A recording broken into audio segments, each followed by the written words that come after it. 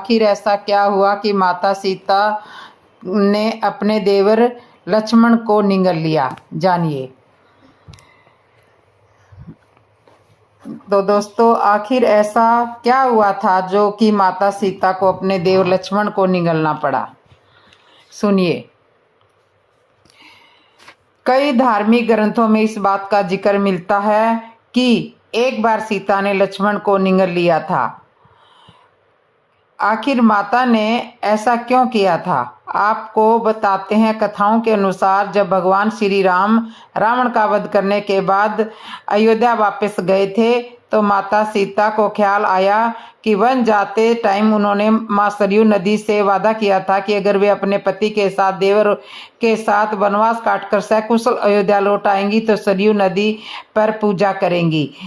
वे अपने इस वादे को पूरा करने के लिए नदी के तट पर लक्ष्मण को लेकर पूजा करने के लिए गई थी।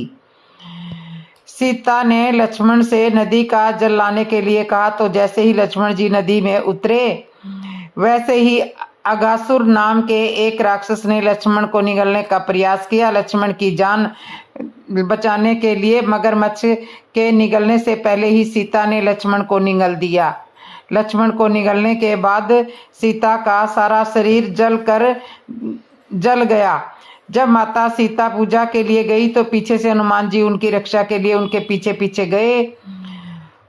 माता सीता को जल रूप में देखकर उस तन रूपी जल को हनुमान जी ने घड़े में भर लिया और हनुमान जी राम के सम्मुख ले आए। जब श्री राम ने ये सारी बात बताई तो राम ने कहा, मैंने सारे राक्षसों का वध कर दिया, लेकिन इस राक्षस की मृत्यु मेरे हाथों से नहीं लिखी थी। इसे भगवान शिव का वरदान प्राप्त था कि जब त्रेता युग में सीता लक्ष्मण का तन एक तत्व में बदल जाएगा उसी तत्व से इस राक्षस का वध होगा और यह तत्व रुद्रावतारी हनुमान के द्वारा अस्त्र रूप में प्रयुक्त किया गया। इसलिए तुम इस जल को लेकर जाओ और अपने हाथों से सरयू की नदी में प्रवाहित कर दो।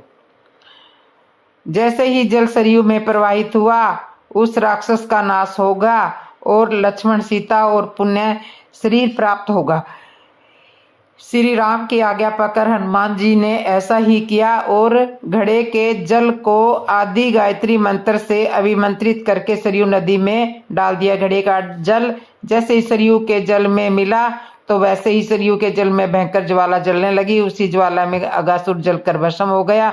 अगासुर का नाश होते ही सीता और लक्ष्मण ने पुनः शरीर धारण कर लिया। तो इस तरह से दोस्तों माता सीता ने अपने देवर लक्ष्मण को ही निगल लिया था। रावण की माता केकसी क्या कहना चाहती थी श्री राम जी से? पौराणिक कथाओं के अनुसार केकसी जो रावण की माता थी वह अपने पुत्रों के गलत कार्यों के बावजूद भी राम नाम का जप करके अपने मन को शांत रखने की प्रयास किया करती थी। राम नाम का जप करने से उसे एक आध्यात्मिक सहारा मिलता था जो वह कठिन परिस्थितियों में भी धैर्य रखने में उसकी मदद करता था। लेकिन एक प्रसंग में ऐसा सुनने में आता है कि रावण की मृत्यु के बाद रावण की माता श्री राम से कुछ कहने गई थी और वह क्यों गई थी, आइए आगे जानते हैं इसके बारे में। पौराणिक कथा के अनुसार क्या कभी आपने इस प्रसंग के बारे में सुना है कि जब रावण की मृत्यु के पश्चात भगवान श्री राम जी से मिलने आई थी, लेकिन क्या चलिए जानते हैं इस क्या कहने आई थी, लेकिन क्या चलिए जानते हैं अद्भुत कथा के बारे में। रामायण में श्री राम और रावण का युद्ध समाप्त होने के पश्चात रावण के राजमहल में एक मातम का माहौल छा गया था, जिससे कि रावण के परिवार की सभी स्त्रियां दुख में डूब गई थी। तभी अचानक अपने कमरे से निकलकर रावण की मां राजमाता केकसी चुपचाप बाहर निकली और महल से बाहर जाने लगी। महल के बाहर निकलकर वो थोड़ी दूर आगे चली थी कि वानर सैनिकों के एक दल ने राजमाता केकसी को रोक लिया और कहा कि तुम कौनो महल के बाहर कहाँ जा रही हो। वानर दल ने उनसे पूछा। राजमाता के जवाब न देने पर उन्होंने उसे भगवान राम के पास चलने को कहा। भगवान श्री राम सभी लोगों के बीच में बैठकर कुछ विचार विमर्श कर रहे थे। माँ पर लक्ष्मण और रावण के भाई विभीषण भी साथ में बैठे थे। राजमाता केकसी को देखकर ही विभीषण चौंक गई और चौंकते हुए पूछा, माँ आप यहाँ क्यों आई हो? लक्ष्मण भी हैरान होकर विभीषण की बात को सुन रहे थे। लक्ष्मण ने प्रभु श्री राम से कहा कि भैया इस वृंदा को देखिए, इसका कोई भी वश में कुछ भी नहीं बचा, लेकिन फिर भी यह जीना चाहती है, इसलिए भागने का प्रयास कर रही है। प्रभु श्री राम ने लक्ष्मण को ऐसे शब्दों का प्रयोग करने पर डांटा और वो राजमाता केकसी का अभिवादन करने लगे। उनके सम्मुख खड़े हो गए। भगवान राम केकसी को ध्यान से देख रहे थे।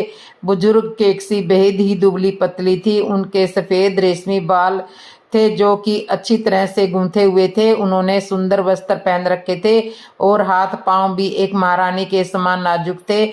आखिर वो लंकापति रावण की माँ थी। भगवान राम राजमाता केकसी की मन की स्थिति को समझने का प्रयास कर रहे थे। फिर प्रभु राम ने विनम्रता से कहा, राजमाता इन सब के व्यवहार के लिए मैं क्षमा मांगता हूँ। आप और आपके महल की पूरी औरतें सुरक्षित हैं, इसलिए आप बिल्कुल भी ना डरें। मैंने वैसे भी लंका का भार विभीषण को दिया है, लेकिन आपका महल से अकेले बाहर निकलने का क्या प्रयोजन है? राजमाता केकसी ने थोड़ी ही हिचकिचाहट के साथ बताना शुरू किया कि राम, मुझे यह जानकर आश्चर्य हुआ है कि आपकी पत्नी कई प्रलोभनों के बावजूद भी मेरे पुत्र रावण के आगे नहीं झुकी। मैं जीवित रहना चाहती थी ताकि मैं देख सकूं कि आप जीतने के पश्चात लंका के साथ क्या करते हैं। राजमाता केकसी की बात सुनने के बाद प्रभु श्री राम ने कहा, माता आप बेफिक्र होकर महल में जाइए। विभीषण अब लंका के राजा बनेंगे और पूरी लंका की सेवा करेंगे। अपने सभी पुत्रों और रावण का संहार करने वाले राम की प्रशंसा करने के लिए राजमाता केकसी खुद को मन में भला बुरा कह रही थी, लेकिन वह जानती थी कि राम इस प्रशंसा के काबिल है। केकसी को केवल ये दुख था कि वो अपने पुत्रों को ऐसे संस्कार नहीं दे सकी। अगर दे पाती तो उनका अंत इस तरह नहीं होता। भगवान श्री राम के निर्देश पर विभीषण ने लंका का राजपाट संभाल लिया। राजमाता केकसी अपने पुत्र बधुओं के साथ लंका की जनता और उन लोगों की सेवा में लग गई जिन्हें रावण की वजह से कष्ट भोगना पड़ा था। राजमाता केकसी के मन में राम नाम का जाप कर खुद को शांत रखती। प्रभु राम का नाम उन्हें आगे के जीवन के लिए प्रेरित भी करता। एक दिन उन्हें भगवान राम के सरयू नदी में जल समाधि लेने की खबर मिली। खबर सुनते ही उनकी आंखों से आंसुओं की धारा बह निकली। मन यह सोचकर विलाप करने लगा कि अब उन्हें कौन इस दुख से उबारेगा, अब कौन उन्हें प्रकाश दिखाएगा।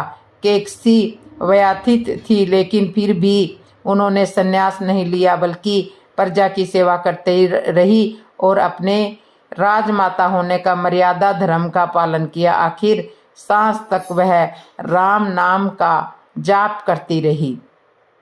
और केकसी बहुत अच्छी औरत थी। वह राम नाम में ही लीन रहती थी। भले ही उसका पुत्र दुष्ट था, फिर भी केकसी माता बहुत ही अच्छी थी। तभी वह राम से मिलने के लिए, रावण की मृत्यु के बाद श्री राम से मिलने के लिए आई थी। तो दोस्तों, आज की कथा को यहीं विश्राम करते हैं।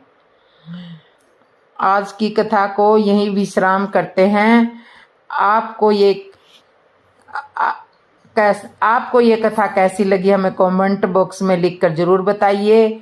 और अगर आप हमारे चैनल पर नए हो तो चैनल को सब्सक्राइब आवश्यक कर लें और वीडियो को अपने दोस्त व परिवार वालों को भी जरूर शेयर करें। और आज की हमारी यह वीडियो देखने के लिए आपका दिल से बहुत बहुत धन्यवाद।